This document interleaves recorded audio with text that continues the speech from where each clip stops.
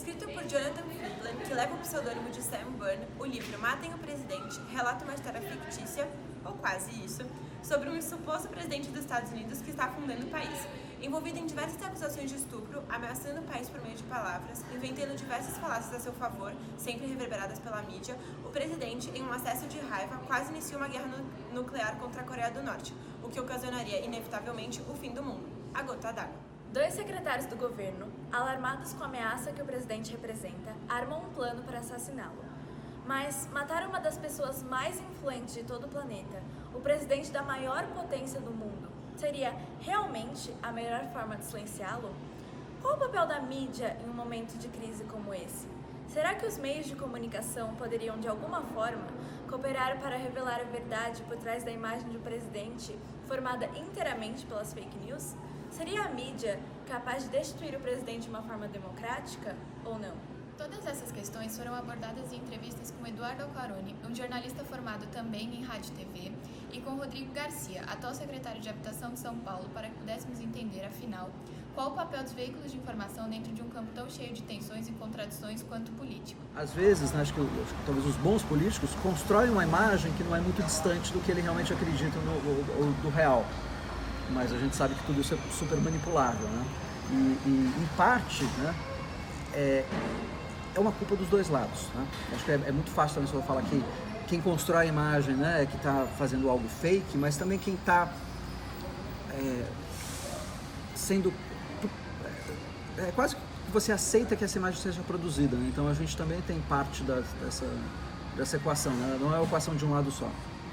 Essa construção direta de imagem pelo digital, aí pelo Facebook, né, no caso do Trump pelo Twitter, né, ela mudou um pouco essa regra do jogo. E aí são coisas novas para todo mundo e que está todo mundo correndo atrás para tentar entender, acho que dos dois lados, né? Então, todo esse escândalo recente agora dos Estados Unidos e do Facebook, daquela empresa da Cambridge Analytica, é muito isso. Não só a construção de imagem, mas também como é que você consegue fazer uma comunicação super personalizada para as pessoas através de rede social, né? E é uma construção, né, de comunicação que às vezes você está comunicando, não tem nada, né, as mensagens que estavam no Facebook, né, que eram personificadas, muitas vezes não eram sobre o Trump, eram falando mal da Hillary, por exemplo, né? Então, é aquela velha história de você, às vezes você não precisa falar bem de ninguém, basta desconstruir o seu adversário, né? E vira uma coisa de um certo modo assustador. E a manchete é muito fácil ser distorcida, porque você tem também o problema, né, de espaço, então mesmo boas matérias, né, e bons repórteres e bons editores às vezes são obrigados, né, a torcer um pouquinho a história para chamar mais atenção. Então no meio de tudo isso é muito fácil você passar informação falsa. E é muito fácil, né, você construir ou desconstruir qualquer coisa, né? E a base de tudo isso, que deveria ser ética, né, aí vamos ser sinceros, ela... Em muitos campos ela é quase inexistente. Tivemos uma conversa por e-mail com o secretário de Habitação de São Paulo, Rodrigo Garcia, e destacamos algumas falas importantes. Abre aspas. Muitas vezes, um político bem intencionado pode ter um pensamento ideológico divergente das mídias. Nesses casos, a informação poderia ser divulgada de forma distorcida na tentativa de prejudicar a imagem desse político. Isso pode se transformar em uma batalha, e como defesa do político, nesses casos, poderia vir a ser as redes sociais.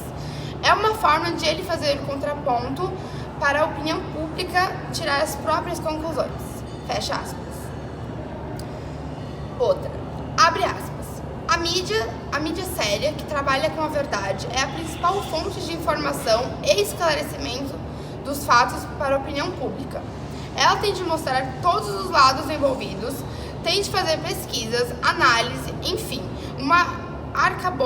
um arcabouço de ações para que a pessoa que está recebendo essas informações possa tirar as próprias conclusões respaldadas em fatos e informações corretas.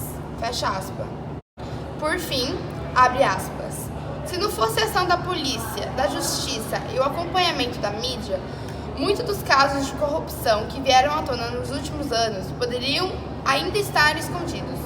Um país democrático, com uma imprensa independente, com um judiciário forte, que suas instituições funcionando de forma ordeira e com uma classe política ética, só fazem crescer a confiança da população.